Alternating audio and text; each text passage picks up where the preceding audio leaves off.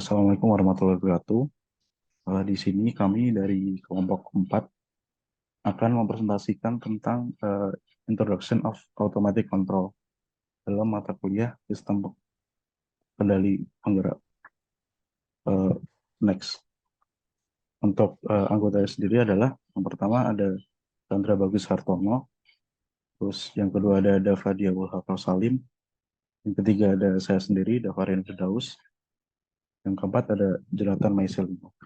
Next, untuk pertama kita membahas tentang eh, apa sih itu kontrol sistem atau sistem kendali dan juga sejarahnya dari masa ke masa. Next, what is control system? Apa itu sistem kendali?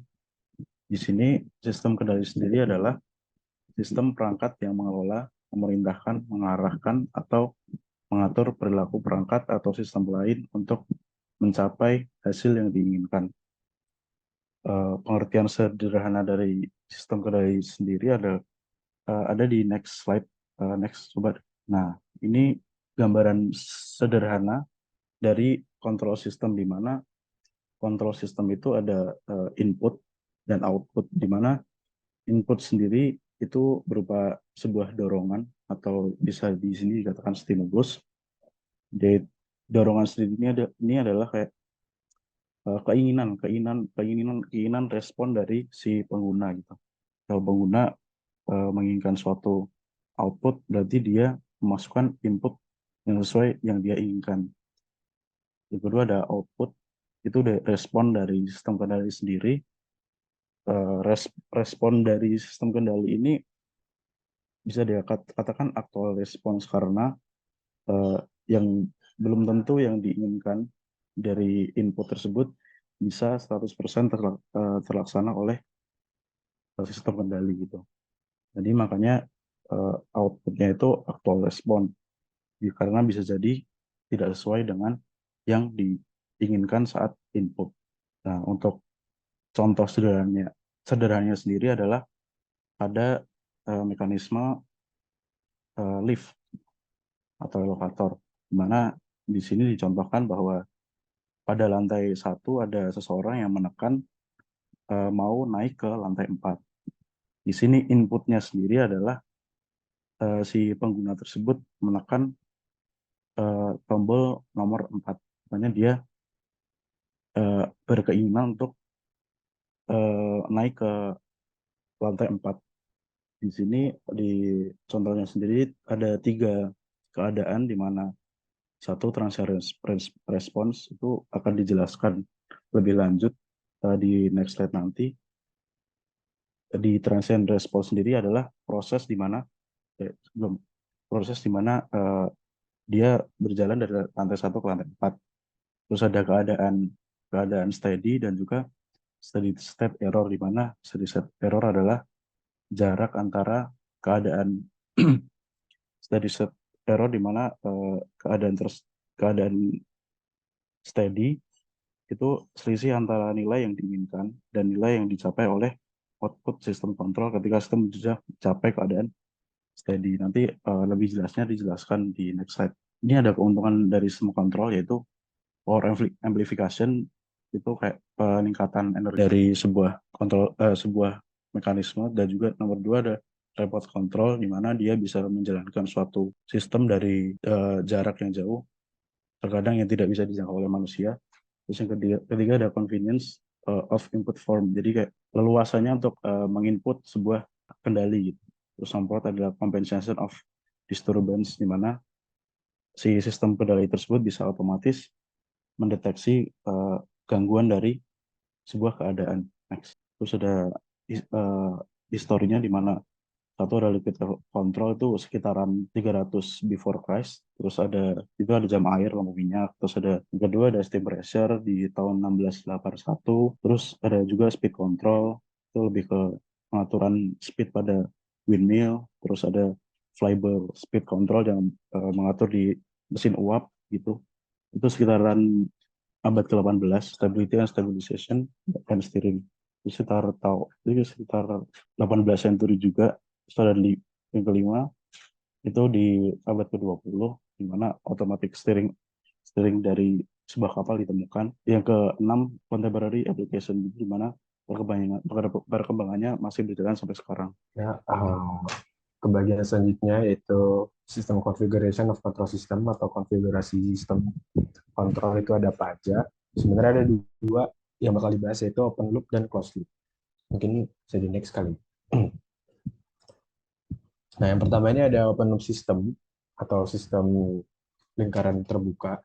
Jenis sistem kendali ini menghasilkan output sistemnya yang bergantung pada inputnya, tetapi input atau pengontrolnya tidak bergantung pada output yang dihasilkan.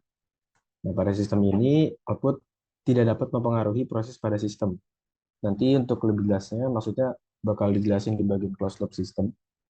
Cuman untuk gambarnya itu, open loop itu ada gambar di bawah. Di mana antara kita ada input, terus dirubah sesuai dengan input yang dimau oleh sistemnya, oleh input transducer, terus nanti controllernya itu uh, sebagai untuk mengontrolnya. Kemudian di situ ada disturbance atau gangguan. Nah, itu biasanya disturbance-nya itu bisa dari luar atau justru karena proses itu sendiri. Kemudian nanti ada proses atau sistemnya bekerja. Kemudian nanti bisa ketemu disturbance 2 ataupun enggak. Dan nanti akhirnya itu ada outputnya atau variabel terkontrolnya. Nah, karakteristik yang membedakan open loop system adalah sistem ini tidak bisa mengkompensasi atau memperhitungkan gangguan apapun yang menambah sinyal pengemudi pengontrolnya. Open loop system akan mengabaikan disturbance atau gangguan dan hanya memperhatikan input dalam prosesnya. Nah, kayak tadi udah dibilang, jadi nanti eh, adanya disturbance ini yang bakal menurunkan outputnya atau nggak sesuai dengan output yang diinginkan. Nah, itu salah satu kekurangan dari open loop system. Nah, ini ada kelebihan dan kekurangannya. Kelebihan open loop system tuh dia itu simple karena cuman searah kan istilahnya. Jadi alat-alat yang digunakan nggak terlalu banyak. Yang kedua murah. Itu juga karena istilahnya karena dia tadi simple, terus alat perangkat-perangkatnya nggak banyak, jadinya murah, perawatannya pun mudah akhirnya, dan berguna untuk output-output yang tidak perlu diukur atau tidak perlu presisi. Sekedar ada outputnya aja. Nah, itu bisa pakai open loop system. Contohnya itu kayak pemanggang roti, mesin pemanggang roti. Itu kan sekedar dia bisa manasin aja, nggak harus sampai beberapa derajat Celcius. Yang penting kan rotinya nanti panas kepanggang. Nah, itu kayak gitu contohnya. Kan gampang juga sistemnya. Nah, kekurangannya itu dia tidak dapat menangani disturbance yang ada. Semisal kayak tadi contohnya pemanggang roti, kalau ternyata emang ada arus yang masuk ke alatnya itu rendah, mungkin nanti hasil panasnya jadinya nggak panas. Nah, itu yang nggak bisa diatur sama open loop system. Yang kedua itu kurang andal, masih contohnya yang sama kayak tadi. Terus fleksibilitasnya rendah karena outputnya itu nggak akurat. Terus dan kekurangan terakhirnya itu akurasi rendah. Itu untuk open loop system. Selanjutnya ada closed loop system. Nah, sistem kontrol ini itu memperhatikan hubungan yang ditentukan antara output atau keluaran dan beberapa variabel input dengan membandingkannya menggunakan perbedaan sebagai alat kontrolnya. Nah, sistem ini juga sering disebut sebagai feedback control system. Sebenarnya rangkaiannya nggak begitu beda, cuma di sini ada, kalau kita lihat di bawah itu ada output transducer arus sensor. Nah, jadi alurnya itu nanti ada input dari kiri, masuk ke transducer, terus ceritanya itu ada error atau disturbance, terus masuk ke controller, ada disturbance satu, terus prosesnya berjalan, terus ada disturbance dua. Nah, kalau yang tadi di open loop itu, dia setelah disturbance langsung ke output. Sedangkan kalau di closed loop ini, outputnya itu dilihat dulu, dicek dulu. Nah, kalau di sini diceknya itu pakai sensor itu yang di gambar bawah. Nah, nanti itu balik lagi ke depan, ke input, dicek apakah sudah sesuai dengan yang kita mau atau belum. Kalau memang sudah sesuai, ya udah langsung jadi output. Kalau ternyata masih belum, itu nanti bakal diproses lagi. Nah, itu yang ngebedain closed loop system sama open loop system tadi. Nah, sistem ini memperhitungkan disturbance dengan mengukur respon output dan mengembalikan ke summing junction atau bagian awal ke daerah input dan dikomparasi dengan input origin kayak yang tadi udah dibilang. Kalau memang udah sesuai dengan yang dimau, berarti berhasil. Kalau memang belum sesuai, nanti bakal diproses lagi. Jika terdapat perbedaan, sistem akan mengerjakan proses lagi agar diperoleh output sesuai dengan yang diinginkan. Nah, kemudian ada kelebihannya, karena dia itu istilahnya pengen akurat, berarti dia andal dan akurat. Kelebihan kedua itu dia fleksibilitas yang baik. Yang ketiga dia dapat menangani disturbance. Dan kelebihan selanjutnya itu perbaikan output yang berkelanjutan. Karena dia pengen terus kan, loopnya dapat hasil yang sesuai. Jadi bakal terus-terusan dicoba sampai dapat output yang dipengen. Nah, kekurangannya yaitu mahal karena butuh perangkat lagi kan, perangkat tambahan. Dan juga perawatannya jadi nggak mudah karena banyak perangkat. Dan yang ketiga, karena sistemnya dia itu ada kita harus ngebaca outputnya dulu segala macam. Jadi kompleksitasnya itu tinggi untuk closed loop system. Nah, selanjutnya ada subbab yaitu Analysis and Design Objective of Control System. Nah, mungkin dibahas dulu tentang analisis atau analisis adalah proses di mana suatu performa sistem itu ditentukan. Contohnya adalah ketika kita mengevaluasi transient response dan steady state error untuk menentukan apakah memenuhi spesifikasi yang diinginkan. Nah, itu kayak tadi contohnya kita dapat outputnya 10, ternyata yang dipengen itu misal 15. Nah, itu kita analisa kenapa bisa kayak gitu. Nah, kemudian ada desain. Nah, desain ini adalah proses di mana suatu performa sistem dibuat. Contohnya adalah ketika kita menganalisa transient respon dan tidak memenuhi spesifikasi, maka parameter akan diubah atau ditambah agar menjadi sesuai spesifikasi yang diperlukan. Nah, kayak contohnya tadi, kalau ternyata outputnya cuma 10, cuma kita pengennya 15, nah itu berarti kita desain lagi gimana caranya biar outputnya itu sesuai dengan yang kita mau, itu 15 tadi. Nah, kemudian terdapat 3 hal penting yang perlu diperhatikan ketika kita menganalisa dan mendesain suatu sistem. Sebenarnya poin utama itu ada yang ditandain itu ada transient response, steady state error, dan stability. Nah, hal pertama itu menghasilkan transient response yang diinginkan. Yang kedua, mengurangi steady state error. Yang ketiga, yaitu mencapai stability. Nah, mungkin ini ke transient response ya. Transient response adalah respon sistem setelah adanya input, tepat setelah adanya input, sebelum mencapai keadaan steady state response. Hal ini terjadi karena output atau respon itu memerlukan waktu untuk mencapai kondisi tune atau steady. Nah, contohnya itu kayak lihat yang di bawah. Steady state itu ketika sudah sesuai dengan output yang dipengen. Output yang dipengen itu garis putus-putus yang horizontal itu. Nah, kan dia butuh waktu ya dari input sampai ke output. Nah, yang bagian miring itu dia transient state atau transient response. Nah, kalau udah mencapai bagian yang horizontal, itu baru dikatakan steady state atau steady state response. Itu sesuai dengan yang dimau. Itu untuk steady state dan transient response. Selanjutnya ada steady state error. Steady state error dapat didefinisikan sebagai perbedaan antara input dan output sistem seiring berjalannya waktu hingga waktu yang terhingga, yaitu ketika mencapai kondisi steady state response. Nah, ini lebih gampangnya kita lihat di gambarnya. Di gambar yang kiri misal, itu ketika ada input, output yang dipengen itu yang garis lurus horizontal yang di atas itu. Ternyata karena kita menjalankan suatu proses, entah itu karena ada disturbance atau apa, itu ternyata outputnya nggak nyampe. Nah, itu ada steady state error. Kalau nggak ada error, harusnya outputnya itu di garis yang sama kayak garis yang atasnya. Begitupun yang di gambar kanan. Kalau memang outputnya itu nggak ada errornya, nanti harusnya itu satu garis gitu. Terus selanjutnya ada stability. Nah, stability atau kestabilan adalah suatu sistem dapat dikatakan stabil jika outputnya terkendali. Sistem yang stabil menghasilkan output terbatas untuk input terbatas tertentu. Nah, contohnya itu kayak gambar yang kanan. Itu istilahnya bagian kondisi steady state-nya, yang bagian kanan itu dia udah lurus terus kan. Nah, itu dia berarti stabil sesuai dengan apa yang kita mau. Nah, untuk yang gambar kirinya itu dia bisa dikatakan stabil karena lama-lama dia mengecil gitu kan, sesuai dengan targetnya. Targetnya itu adalah gambar garis putus-putusnya itu, ya kan, mengerucut mengerucut mengecil ke kanan. Nah, outputnya itu yang didapat garis birunya. Nah, itu kan udah sesuai itu. Berarti bisa dikatakan dia itu stabil. Nah, mungkin bisa dilihat. Desain pusat itu yaitu sistem kendali poros Azimuth antena. Yang dibahas pada bagian terakhir adalah mewakili sistem kendali yang harus dianalisis dan dirancang. Di sini ada beberapa step, yaitu 6 step yang akan dijelaskan pada slide berikutnya. Yaitu yang step pertama atau langkah pertama yaitu ubah persyaratan menjadi sistem fisik. Merubah persyaratan menjadi sistem fisik itu misalnya yaitu di sistem kontrol posisi Azimuth Athena, persyaratannya akan menyatakan keinginan untuk memposisikan Athena dari lokasi yang jauh dan menjalani fitur-fitur seperti berat dan dimensi fisik. Itu menggunakan persyaratan spesifikasi desain seperti sesuai respon transition yang diinginkan dan akurasi kondisi lunak. Yang langkah kedua yaitu gambarlah diagram blok fungsional. Sini perancangan sekarang menerjemahkan deskripsi kualitatif sistem menjadi fungsional.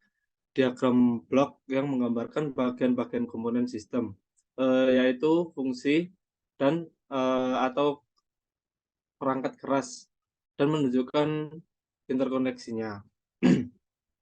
Yang langkah ketiga yaitu membuat skema.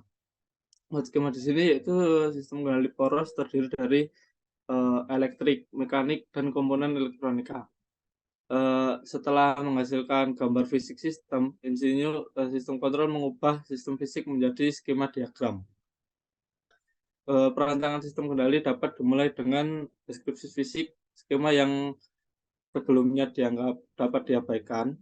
Diagram skematik untuk sistem kendali poros Azimuth Athena ditunjukkan pada gambar 19C.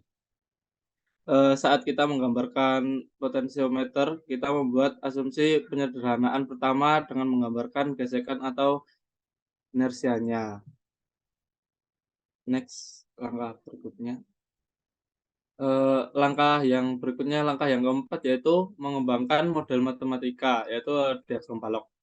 Perancangan menggunakan hukum fisika seperti hukum Kirchhoff, hukum untuk jaringan listrik, dan hukum Newton untuk sistem mekanik, beserta menyertakan asumsi untuk memodelkan sistem secara matematis. Hukum-hukum itu menghasilkan model matematika yang menggambarkan hubungan antara input dan masuk dan keluaran sistem atau input atau output. Salah satu model tersebut adalah persamaan definisi linear atau invariasi waktu. Lanjut di sini langkah yang kelima, kurangi diagram blok.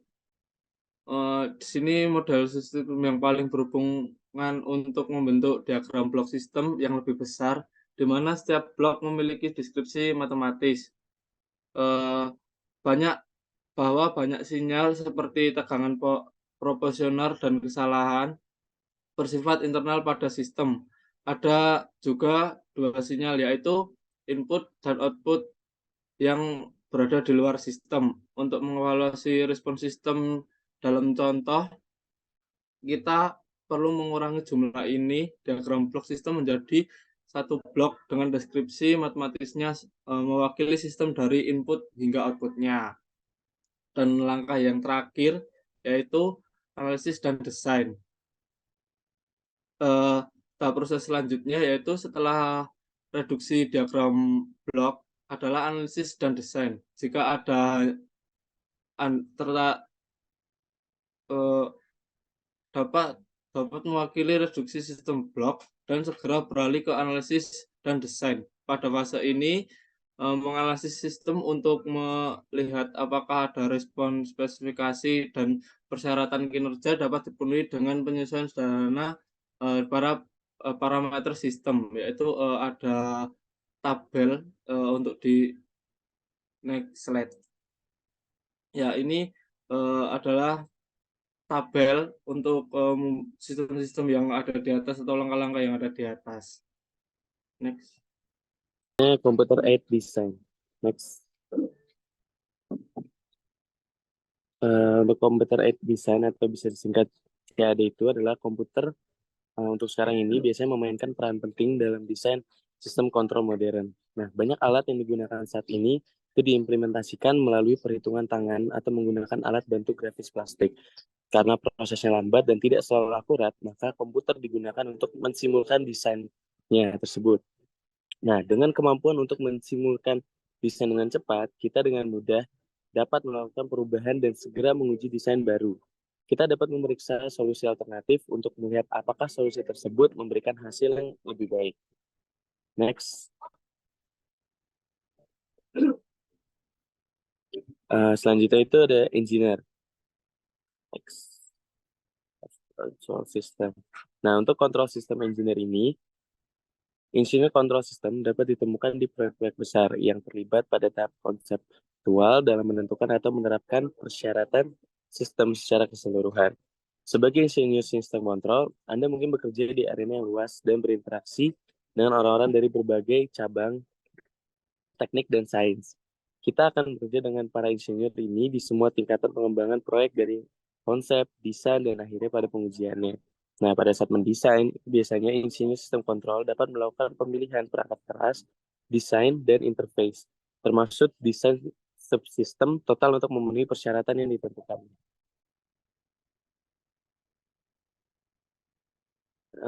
Selanjutnya, kita juga dapat mengambil pendekatan sistem top-down sebagai hasil dari mempelajari sistem kontrol. Dalam desain top-down ini, gambaran persyaratan tingkat tinggi pertama kali dirumuskan. Lalu, fungsi dan perangkat keras yang diperlukan untuk mengimplementasikan sistem ditentukan. Dengan mempelajari sistem kontrol, akan memperjelas prosedur analisis dan desain dan menunjukkan kepada kita bagaimana pengetahuan yang kita peroleh sebelumnya dapat sesuai dengan desain sistem yang akan dirancang nanti. Yang terakhir itu dari kesimpulannya. Next. Untuk kesimpulannya, jadi kontrol sistem atau sistem kendali memiliki banyak peran dalam kehidupan manusia, mulai dari kebutuhan rumah tangga, sains, industri, bahkan tubuh kita. Banyak mengandung yang namanya sistem kendali. Nah, kontrol sistem ini terdiri dari input, proses, dan output. Nah, sistem kendali ini berfokus pada 3 tujuan utama, yaitu yang pertama menghasilkan respons sementara yang diinginkan, yang kedua itu mengurangi kesalahan kondisi tunak, yang ketiga itu untuk mencapai stabilitas.